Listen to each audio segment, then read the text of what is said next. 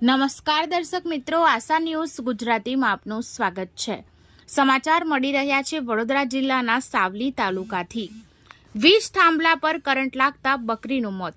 સાવલીના પઠાણવગો વિસ્તારમાં લાઇટના થાંભલા પાસેથી પસાર થતી બકરીને વીજ કરંટ લાગતા બકરીનું મોત। બકરીના સંપર્કમાં પશુપાલક મહિલાનો બચાવ।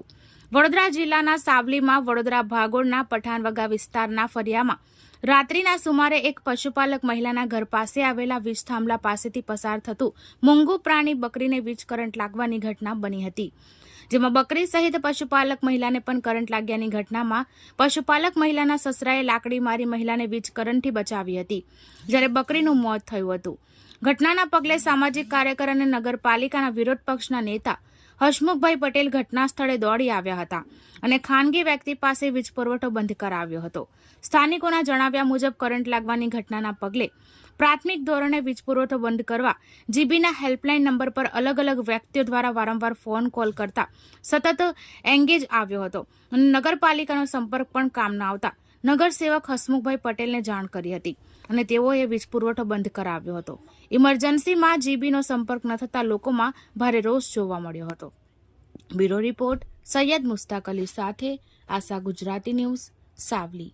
બકરી આમ રસ્તાની બાજુમાં થાંભલો હતો, તડફડ થયેલી તો એને શું થયું, બીમાર થઈ ગઈ છે કે એમ કે તેમ, તમે એને પકડીને ખેંચી તો મને કરંટ લાગ્યો તો મારા સસરા મૂમા મૂમ કરતા મારા સસરા આવી ગયા અને 2-3 લકડીથી મને છોડાવી।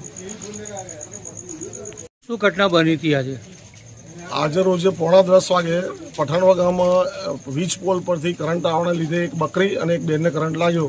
એની જાણ થતાં હું સ્થળ પર આવતા તપાસ કરવામાં આવી। સ્થાનિક લોકોનું એવું જણાવવાનું છે કે ભાઈ જીબીમાં કમ્પ્લેન નંબર પર કમ્પ્લેન કરીએ ફોન ઉઠાવતા નથી। નગરપાલિકાના જે કર્મચારીઓ છે એમનો ફોન સ્વિચ ઓફ છે। તો આ જે બનાવ બન્યો એનો તાત્કાલિક નિવેડો લાવવા માટે શું કરવું એ નિંદ્રામાં અમે ત્યાં સ્થળ પર પહોંચતા અમે સ્થાનિક માણસને બોલાવીને સ્ટ્રીટ લાઇટ બંધ કરાવડાવીને આ જે આગળ દુર્ઘટના ન બને એવા પ્રયત્નો કર્યા।